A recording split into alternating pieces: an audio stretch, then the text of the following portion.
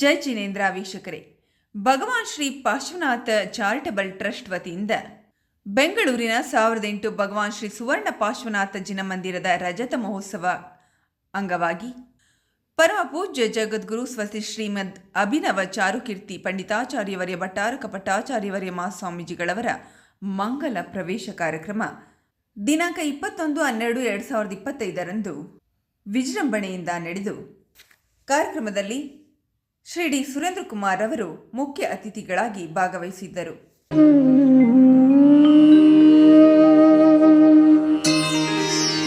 ಕಲ್ಯಾಣ ಮಂದಿರ ಮುದಾರಮವದ್ಯ ಭೇದೆ ಭೀತಾ ಭಯ ಪ್ರದಮ ನಿಂದಿತ ಮಂಘ್ರಿ ಪದ್ಮಂ ಸಂಸಾರ ಸಾಗರ ನಿಮಜ್ಜದ ಶೇಷ ಜಂತೋ पोतायमानमभिनम्य जिनेश्वरस्य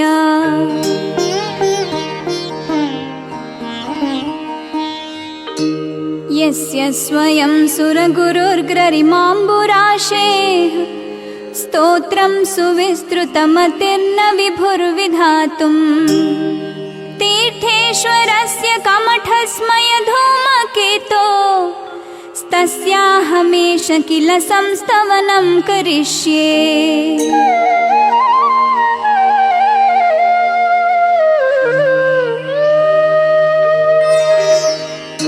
सामान्यतोऽपि तव वर्णयितुं स्वरूपा मस्मादृशाः कथमधीश भवन्त्यधीशा दृष्टोऽपि कौशिकशिशुर्यदि वा दिवान्धो रूपं प्ररूपयति किं किल घर्मरश्मेः।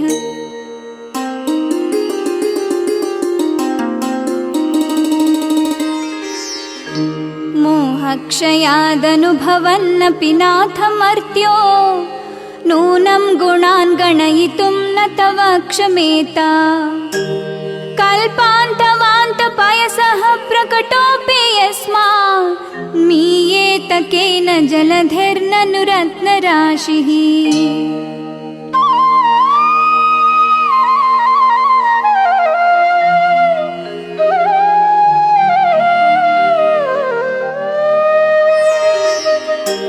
अभ्युद्यतोऽस्मि तव नाथ जडाशयोऽपि कर्तुं स्तवं लसदसङ्ख्यगुणाकरस्य बालोऽपि किं न निजबाहुयुगं वितत्या विस्तीर्णतां कथयति स्वधियाम्बुराशेः।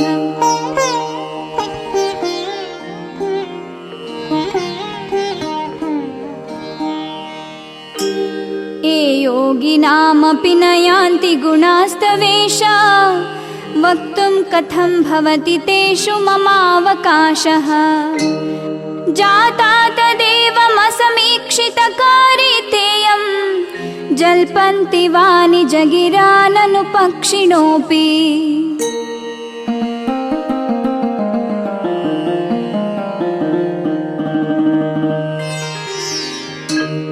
आस्तामचिन्त्य महिमा जिनसंस्तवस्ते नामापि पाति भवतो भवतो जगन्ति तीव्रातपोपहत पान्थजनानि दाघे प्रीणाति पद्मसरसः सरसो निलोपि।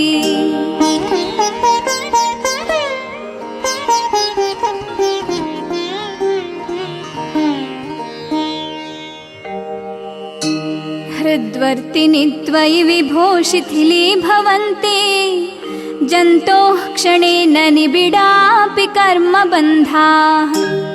सद्यो भुजङ्गममया इव मध्यभागा मभ्यागते वनशिखण्डिनि चन्दनस्य।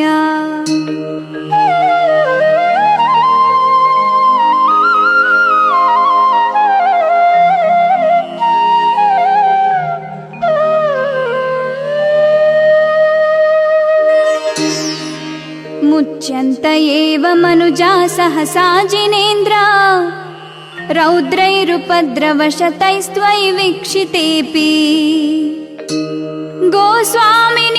तेजसि दृष्टमात्रे चोरैरिवाशु पशवः प्रपलायमानैः।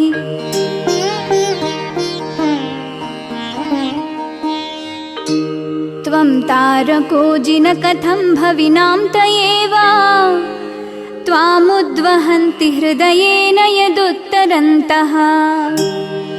यद्वा धृतिस्तरसि यच्चलमेष नूना मन्तर्गतस्य मरुतः स किलानुभावः।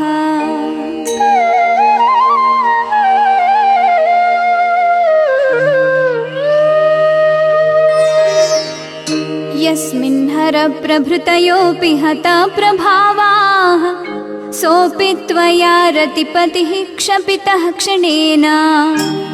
विद्यापिताहुतभुजः पयसाथयेन पीतं न किं तदपि दुर्धरवाडवेन।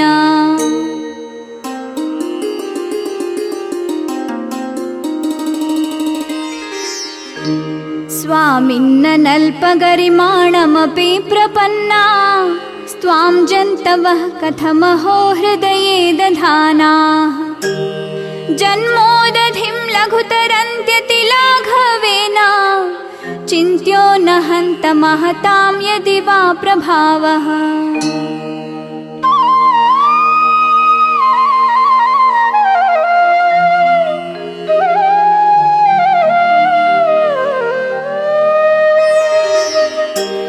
क्रोधस्त्वया यदि विभो प्रथमं निरस्तो ध्वस्तास्तदा वद कथं किल कर्मचौराः।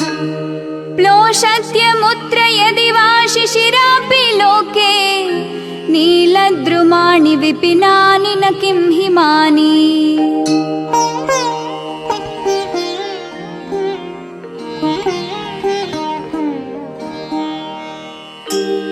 त्वां योगिनो जिन सदा परमात्मरूपा मन्वेषयन्ति हृदयाम्बुजकोशदेशे। पूतस्य निर्मलरुचिर्यदि वा किमन्या दक्षस्य सम्भवपदं ननु कर्णिकायाः।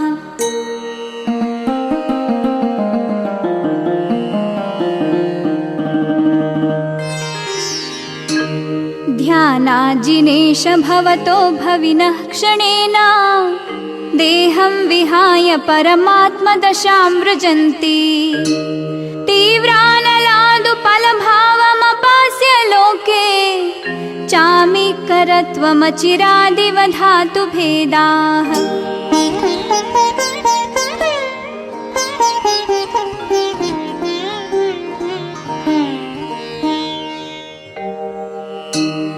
अन्तः सदैव जिनयस्य विभाव्यसे त्वं भव्यैः कथं तदपि नाशयसे शरीरम्। एतस्त्वरूपमथ मध्य विवर्तिनो हि यद्विग्रहं प्रशमयन्ति महानुभावाः।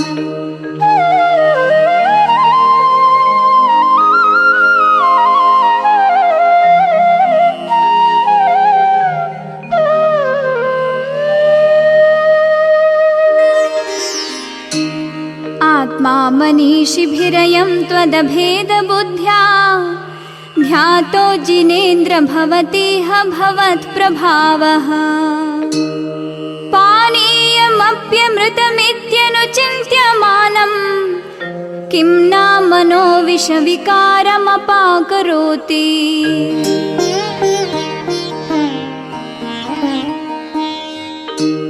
त्वामेव वीततमसं परवादिनोऽपि नूनं विभो हरिहराधिधिया प्रपन्नाः। किं काचकामलिभिरीशसितोऽपि शङ्खो नो गृह्यते विविधवर्णविपर्ययेण।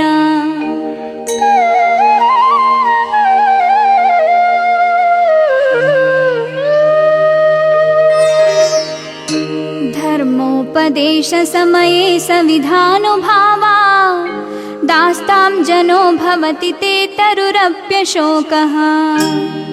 अभ्युद्गते दिनपतौ समहीरुहोऽपि किं वा ವಿಬೋಧಮುಪಯಾತಿ ನ ಜೀವಲೋಕಃ.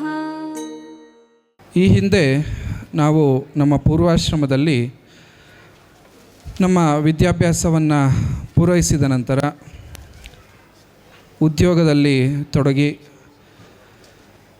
ನಂತರ ಕೆಲ ಸಮಯ ಬೆಂಗಳೂರಿನಲ್ಲಿ ಏನು ವರ್ಧಮಾನ್ ಅಂತ ಹೇಳಿದ್ದಾರೆ, ಸಾಗರದ ವರ್ಧಮಾನ್ ಅವರ ಅಂಗಡಿಯಲ್ಲಿ ಅವರ ಮನೆಯಲ್ಲಿ ಇದ್ದಂಥ ಸಂದರ್ಭದಲ್ಲಿ ಈ ಮಾಗಡಿಯ ಪಾರ್ಶ್ವನಾಥ ಜಿನ ಮಂದಿರಕ್ಕೆ ಆಗ ಒಂದು ಸಲ ಬಂದಿದ್ವಿ.